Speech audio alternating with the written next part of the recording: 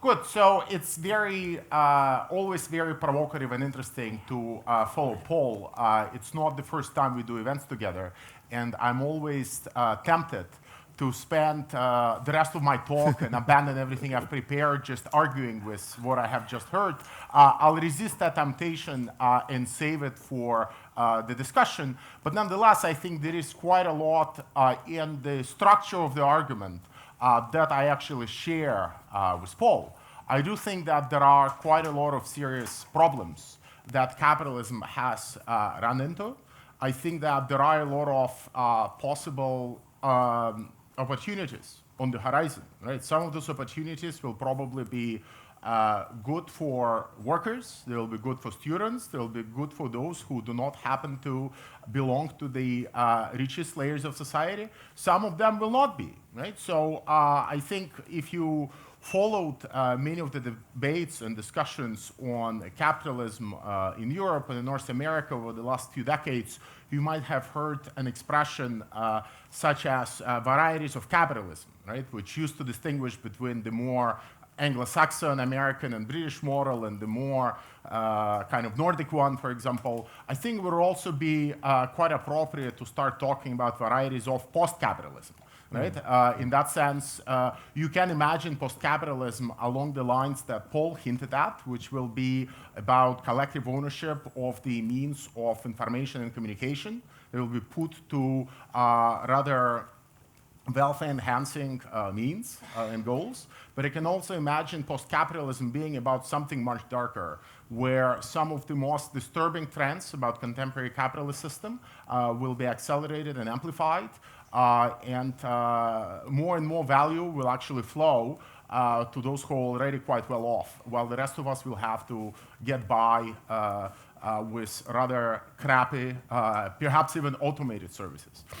Right? So I happen to believe that the second option is more likely unless we really take action and start thinking seriously about data, about sensors, about smart city, about all of the things that capitalists themselves are very interested in, but we need to start thinking about them politically, right? So I don't think that there is so much that we disagree with Paul. It's just that I think that left to its own devices, and this more or less is the impression I get, that politicians and many of the social movements that are currently trying to fight the most negative and disturbing elements of capitalism, they simply do not understand technology and data well enough to articulate the struggles in a way that we can actually win that fight, to reappropriate artificial intelligence for a very different agenda, to appropriate data for a very different agenda, and so forth.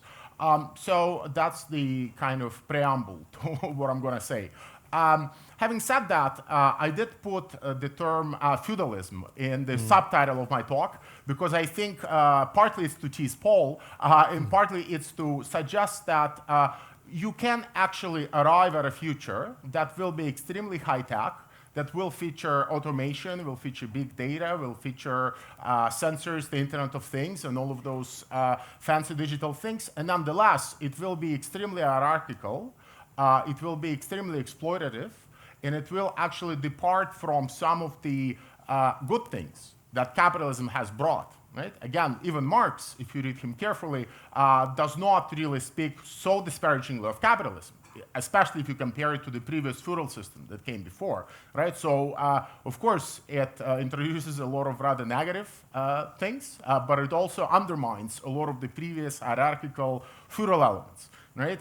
And I think that the situation we are looking at now, paradoxically, creates a very interesting possibility, where the further digitization of society, with the further introduction of sensors and big data into our everyday world, might actually reintroduce some of the previous highly hierarchical neo-feudal elements into how we live, organize, and work. And that, I think, is a possibility that we have to grapple with quite seriously.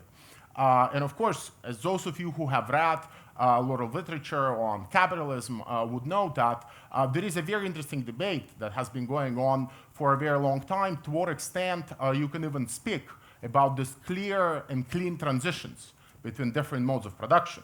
Right? There are those who would be called stagists, right? Those who see a clear break between feudalism and capitalism, and they think that there will be maybe another stage succeeding capitalism. But there are also those, and I think I would probably associate myself with this later camp, that think that such transitions are not as neat. That there are many areas of the world where you would actually see many of the feudal elements coexisting with capitalist ones. You will see capitalism drawing quite heavily and robustly on many of those feudal elements. But I would argue they would also see many, many places where capitalism sort of turns itself into something like neo-feudalism. And all of those three coexist together. So the old feudal system, capitalist system, and the neo-feudal one. And I can point to you even to many places in Europe. For family reasons, my wife is Italian. I spent a lot of time in Italy. And if you go to the south, if you go to a place like Calabria, you'll actually see that there are quite a lot of parts of Calabria that are still very much running on the feudal system. You have a couple of landowners who more or less make up the incomes from having peasants work their land and share the money that they make from their land with the property owners, right? It's a traditional feudal system that has existed there for many centuries, and it still exists. On the other hand, what you also see in many parts of the Italian South is that the traditional capitalist agriculture that was introduced there in the 1950s, 1960s, itself now is replaced with a new feudal-like system where the traditionally employed workers are replaced with, you can actually call them slaves, immigrants who are entering Italy, of course, illegally, who are then being integrated into all sorts of slave-like institutions by the mafia and the gangs, and who more or less continue producing all those tomatoes that people in Britain and Norway buy from Sicily and Puglia, but those tomatoes are produced in feudal-like conditions. So you actually see quite a lot of modes coexisting with each other, some of them even employing a lot of high-tech technologies and so forth. So, and that's more or less the mode of thinking that I think we should have when we think about the effect that digital technologies are going to have in society. That there is nothing, I think, fundamentally contradictory in having extremely exploitative, extremely hierarchical systems where power is concentrated in private hands. Right? That's actually one of the definitions of feudalism, right? Where you have a lot of private players who more or less control and dictate how the rest of society should function, right? And in that sense, I think the emergence of 4 or 5 big technology players, mostly concentrated in North America, should clearly indicate to us that there is a huge concentration of power happening, and that the effects of that concentration of power is that now we actually increasingly depend on the decisions that those firms do and make, and not necessarily on democratically arrived at decisions that we used to take through democratic system. It was through parliaments, governments, and so forth. But let me unpack that in a little bit longer and more analytical manner as I go on. So many of the things I'm saying now might look a little bit strange given how well the digital economy seems to be performing. If you look at the latest valuations of the technology firms, you would see that it's the sector of the global economy that's growing most rapidly and is delivering healthy growth quarter after quarter. Just last week, you had the latest quarterly earnings results from Google, Facebook, Microsoft, Apple, and all the big firms. And as usual, of course, they have added dozens and dozens of billions to their valuations just by releasing spectacular quarterly results. So let me just see how, if you grasp the scale of what we are talking about. So since January of this year, right, so since January 1st, 5 American firms, Apple, Amazon, Alphabet, Facebook, and what did I miss? Microsoft, right, have added to their value, to their stock value, have added almost $1 trillion, right, on the stock exchange. So their collective valuations have grown by $950 billion, right, in just 11 months, right, 10 months, actually. Right? Do you know approximately what that amount represents? It's the total GDP of Norway, Finland, and Denmark, right? So those 5 companies have grown by an amount that is equal to the GDP of 3 Nordic states minus Sweden. Right? That, of course, might not tell us anything other than there is a bubble happening, and that sooner or later that bubble is going to burst. But I would caution against taking that view. Of course, there are bubble-like elements, and somebody like Steve Keen would, of course, be able to explain much better how that happens. And I think cheap credit has quite a lot to do with it. That there are structural reasons why the technology sector is performing so well, but there are also some underlying fundamentals that make me think that that sector is here to stay. And even though many of those valuations seem to be disproportionately high, in some respect, they do reflect the speed and the scale of how that sector is going to take over the rest of the economy and the rest of the society. And this is, I think, something we have to grapple with. That if 15 or 10 years ago, we thought of that sector as primarily being about something rather trivial. It was about selling advertising, or it was about selling as products via Amazon, or it was about social networking.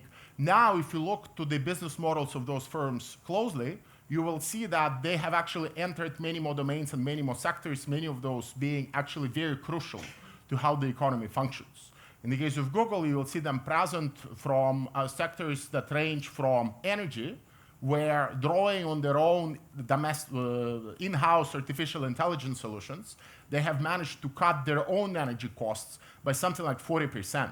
Right? And their energy costs are huge. And by leveraging their own AI systems, they have managed to cut their energy costs dramatically. And now they want to offer that energy-saving business as a solution to other sectors, right? So now they're suddenly in the energy business, but they're also in the health business, because through one of the units called DeepMind, which is their also artificial intelligence driven unit, they, for example, have partnered with the NHS, the National Health System in the Health Service in the United Kingdom, where the idea is that they will be able to analyze a lot of patient records of patients of the NHS, a couple of million of them, in order to identify early signs of kidney disease, for example. Right? So you see that suddenly, by having that capacity to analyze data at scale and do it massively, they gain the capacity to even contribute in fields like medicine and health, where traditionally an advertising company would not have much actually to do or to accomplish.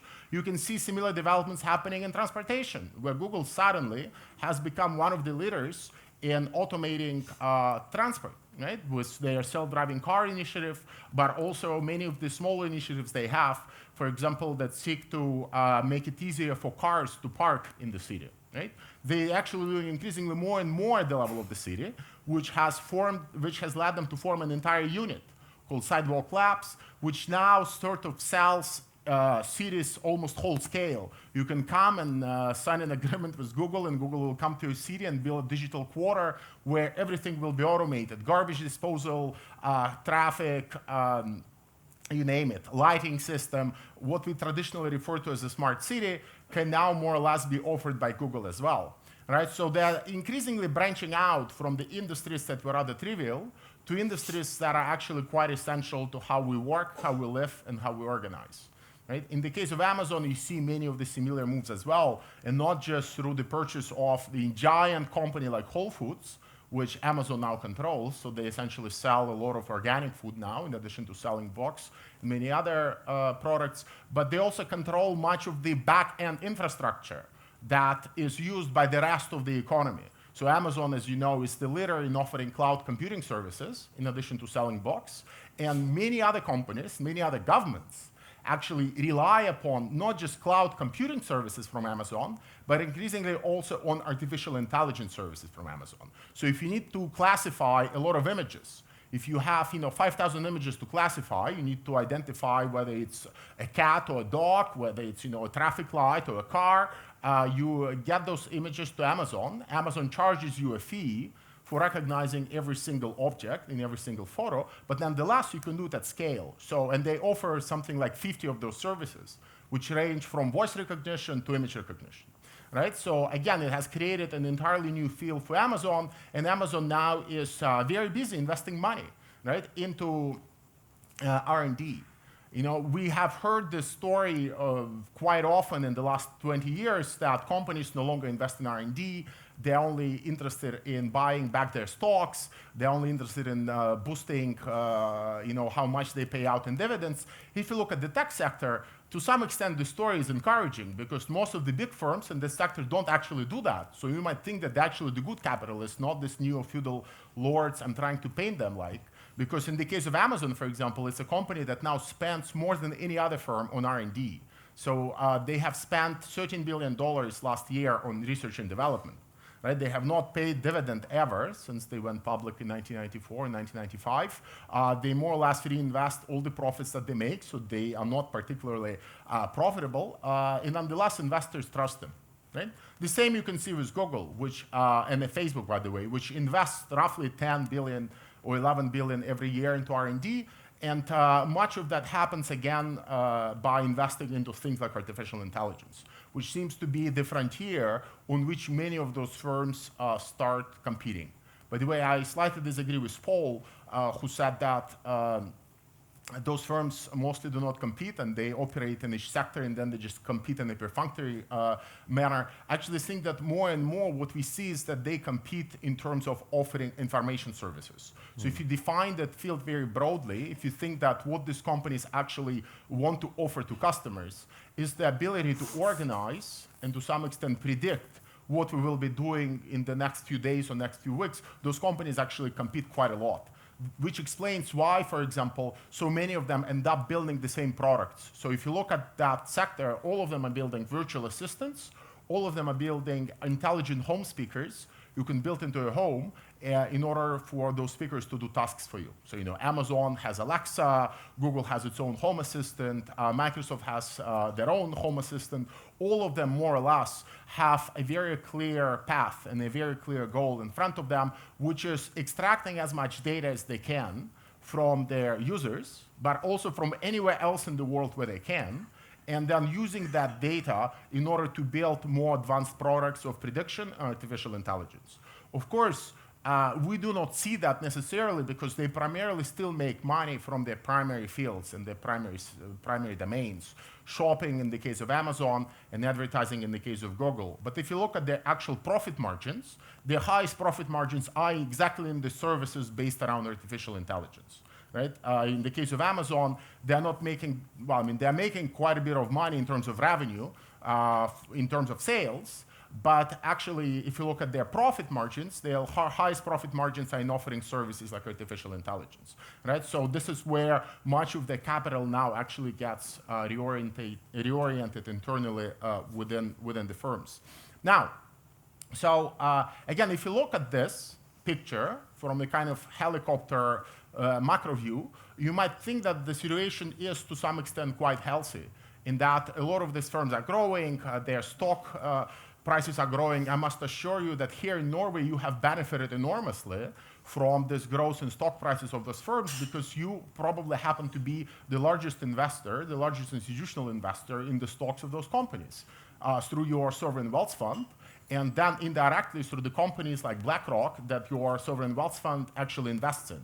So in terms of the well-being of Norwegians, this digital economy has been a wonderful thing. And it's a very tough argument to make in Norway that you are becoming kind of, your livelihoods are at stake. To some extent, your involvement as Norway has been quite beneficial to other shareholders because you have a lot of power. So you can actually dictate how these companies should be run. And to some extent, your sovereign wealth fund has exercised that right by demanding that they change their governance structures. For example, many of those firms, they hold investors in such contempt that they don't even give you any voting rights. So you buy their stock, but then the only thing you can do with that stock is to exercise capital gains or to more or less wait for the dividends. Right? You cannot actually vote. And this is where I think your wealth fund has actually done a positive contribution, has been pushing consistently to actually grant some voting rights to the shareholders. Now, that aside from Norway, that has benefited from those firms enormously, I think we have to be asking a very simple question. To what extent the concentration of so much power and the concentration of so much of what I take to be the most crucial resource for the digital economy, which is artificial intelligence, in the hands of just one sector, is a healthy trend or not, right? In part because we have got accustomed to the fact that digital economy runs for free, or it's deeply subsidized by advertising. This is why we tend to perceive it more or less as a very positive and a very friendly kind of industry. Why? Because ultimately we never have to pay for that. Somebody else pay for that, and it's tied to advertising, and as long as we are not some kind of dangerous dissidents having conversations about overthrowing our governments, we do not seem to mind all that much that Google peers into our emails or peers into our personal communications in order to sell us advertising. Right? And I would argue that we have actually underestimated the immense contribution to the economy that this linking of advertising on the one hand, and many of the digital services, digital platforms, and digital infrastructures on the other, how much impact it has had on the economy over the last 15 or 20 years. I would actually go even further, and this is where I would like to give you a slight historical exposition, because I think it's very important for us to understand the reasons for the growth and the emergence of this new digital sector, you can call them the Silicon Valley sector, if you will, and the role and the importance it plays for the rest of the economy. Because I think its rise can only be grasped historically, because it has a certain function to perform in helping capitalism get by, if you will. Right? So in some sense, I do not see the digital sector, if you will, I do not see these giant firms that now dominate our economy. I do not see it as a spontaneous development driven by digitalization or driven by innovation and entrepreneurs working in their garages, dressed in hoodies and flip-flops, which is the kind of narrative that Silicon Valley itself pushes upon us. I think that this is a very simplistic narrative, that the rise of this industry and the fact that so much of its power is concentrated in America, and the fact that so much of us, especially in Europe, now have become dependent on American products as opposed to our own domestic European ones, it comes from a very clever strategy that American policymakers have embarked upon in the early 1970s, mid-1970s, and that they have been executing with some problems, of course, appearing and obstacles appearing in their path, but nonetheless, they have been executing it quite successfully up until very recently. It has helped them to save and gain some time, right? But it has also created many additional problems of their own. And it's at the level of those additional problems that my concerns reside, right? I do not doubt or challenge the fact that digitalization of society done on the terms imposed by those firms has helped to gain some time, right? Has helped to address some of the problems that the capitalist economy itself has run into, but it has done so at tremendous costs. And those costs are only visible to us now, and they will become more visible as time goes by. So to take you on this historical expose that I have promised, let me point to, I think, the main kind of driving force behind this digitalization on American terms, if you will. And it has to do, as do many things in our society, with the broader crisis that capitalism has run into in the early 1970s. There are, of course, many competing explanations why we face this crisis of profitability.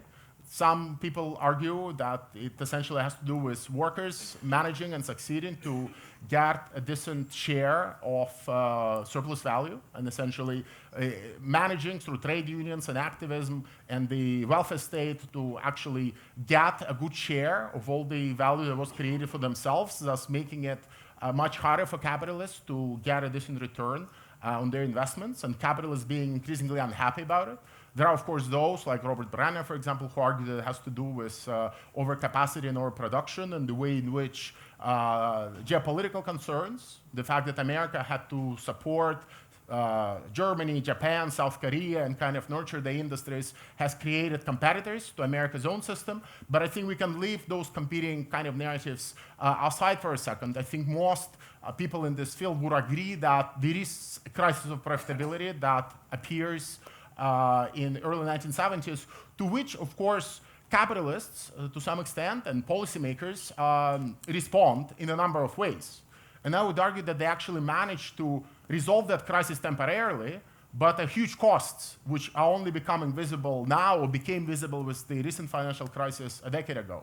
And of course, we know, and those of you who are economists, you might even know those solutions much better than me, but I would argue that there were 3 or 4 crucial interventions that capital had to embark upon in order to restore and resolve its crisis. Right? One of that, of course, has to do with what some would call financialization, right? The fact that workers who had seen their wages shrink because they were defeated, again, through Reagan, Thatcher, and attacks on trade unions, had increasingly to go into debt.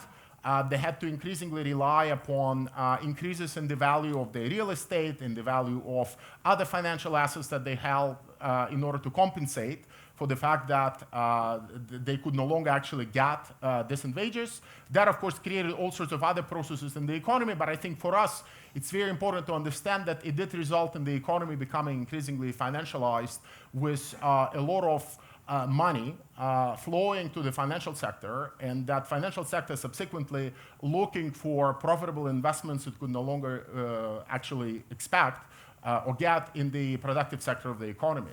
And that actually explains quite a lot about the world that we live in right now. If you look at Uber, for example, of course it's true that it's a company that seeks to more or less prevent the emergence of platforms run by cities, which is what Paul said. It's definitely true, but it's very hard to understand the scale at which Uber operates without looking at their sources of funding.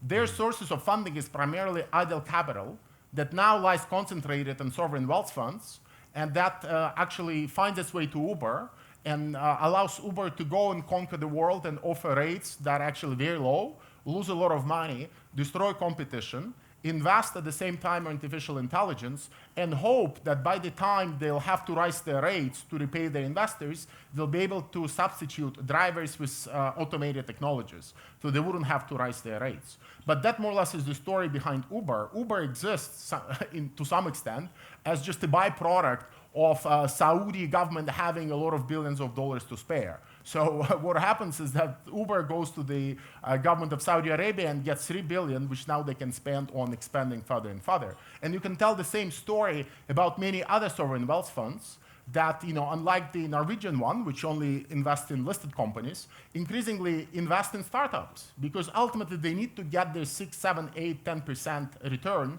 and they cannot get it by investing into other types of assets. Right? So global financialization as a solution to the structural crisis of capitalism has had a lot of effects, not just on the real economy, which is what people like Steve King can explain to you much better, but it has also had a tremendous effect on what we perceive to be the digital economy, because it has unleashed a lot of this financial funds seeking a return and more or less bringing capital into what we now would describe as platforms, because this is what Uber is. That's a platform that takes very little to build, right? It's a very cheap thing to build something like Uber. It's very cheap to build something like Airbnb. But because the economy is globalized and everything is digitized, you can essentially offer the same service across the planet. Thus, you can scale it to a point where your returns are tremendous, but your initial investment is very low, right? And the existence of those platforms, which exist because of the second solution that capitalism has found to the profitability crisis, which of course is globalization,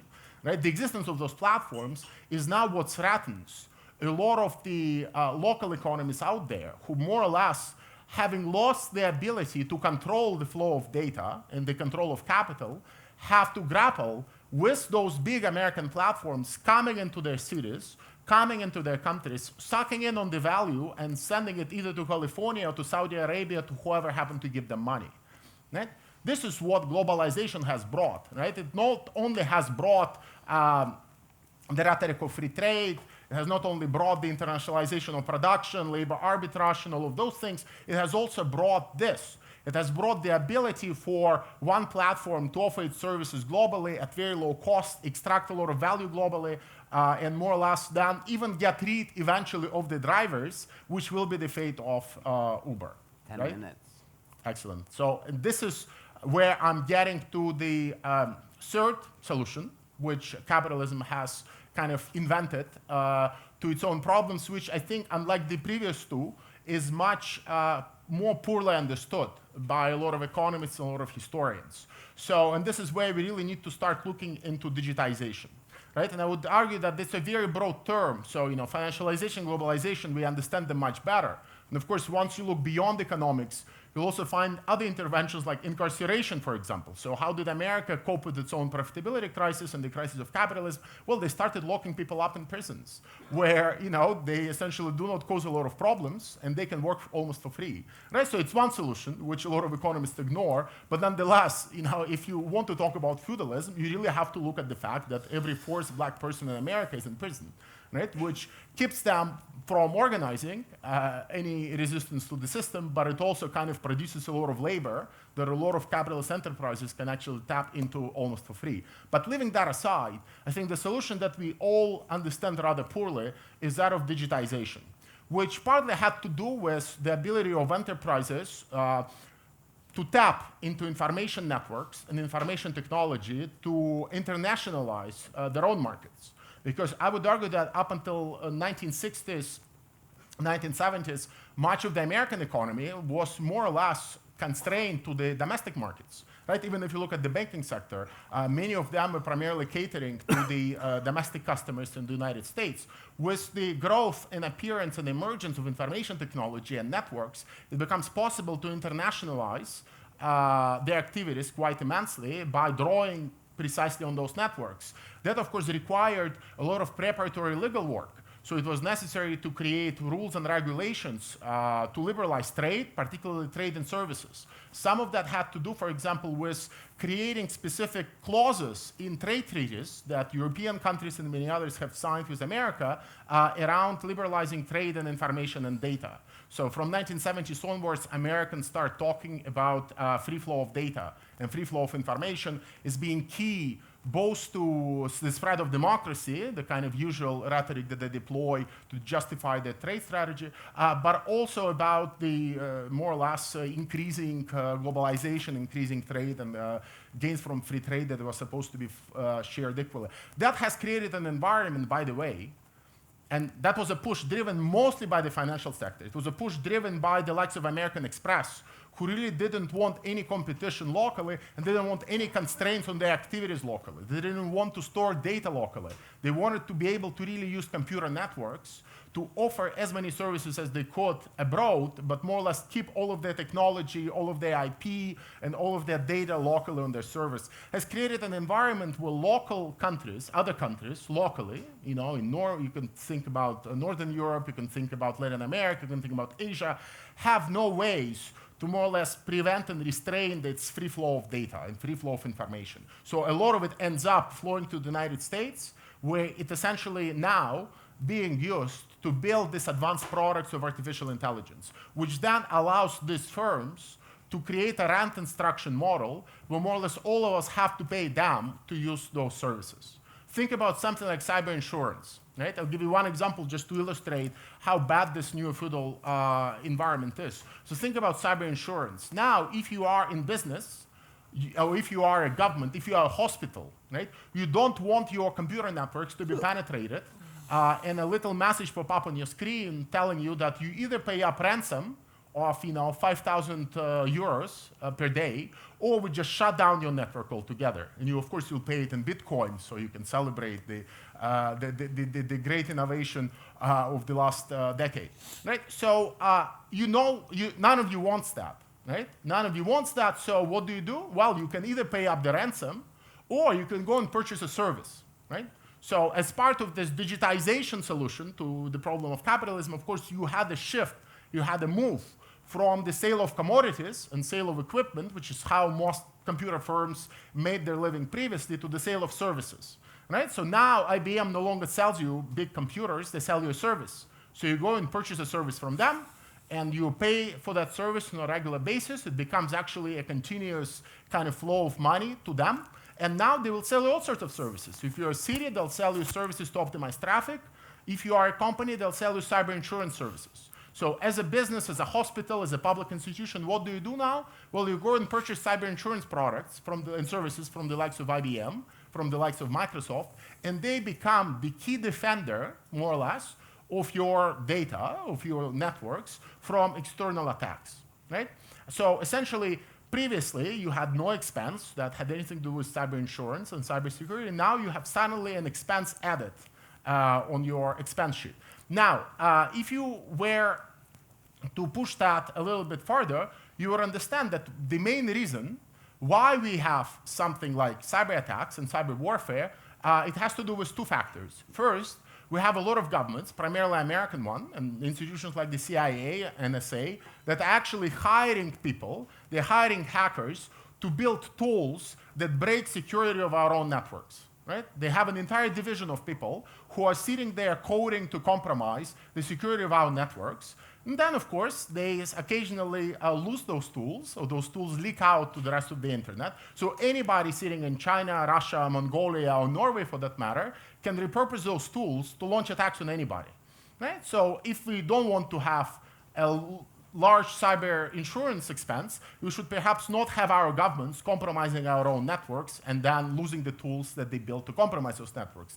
But secondly, the reason why it's so easy for the governments to compromise the networks has to do with something much simpler. It has to do with the fact that they are primarily run on proprietary code, which Microsoft and other manufacturers of code refuse to improve and refuse to share with others and refuse to subject to public scrutiny. So the reason why it's so easy to break into Microsoft's products is because Microsoft's products are more or less crap, right? And we could have replaced them with free software and open source solutions, but we didn't because of the political clout of Microsoft.